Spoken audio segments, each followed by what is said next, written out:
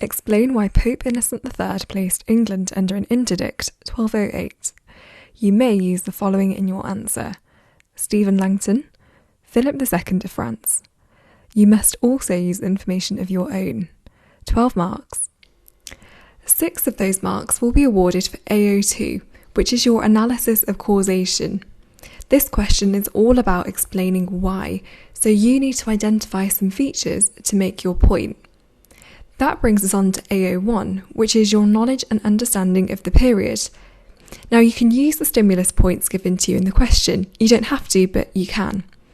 But it's also really important that you use your own knowledge to progress into the higher bands.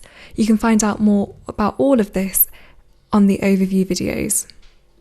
Here are the bottom 2 bands for this question. Have a read through and try and decide where you think your answer might fit. If your answer fits in this band, maybe you've made some points, but you haven't linked them back to the question.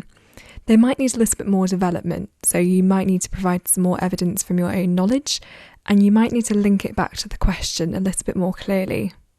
These are the top 2 bands for this question. To be scoring in these bands, you need to give a clear reason why you think England was placed under an interdict. You can obviously use the stimulus points, but to really progress into the higher bands, you need to be drawing on your own knowledge. This will show that you've analysed the question and that you've got some developed thinking.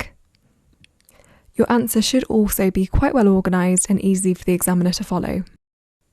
As long as the points you make to explain why are correct and relevant to the question, the examiner will accept them. But here are some examples of points that you could have included. Have a read through and see if there's anything that you could have included in your answer.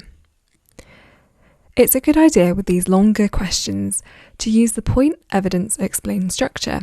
That shows that you've developed your thinking and you've got an analytical approach to the question. For example, you could make a point about John trying to secure his power. You could then use the evidence that he believed that as king, he should have had the power to choose the Archbishop of Canterbury and refuse Innocent's choice.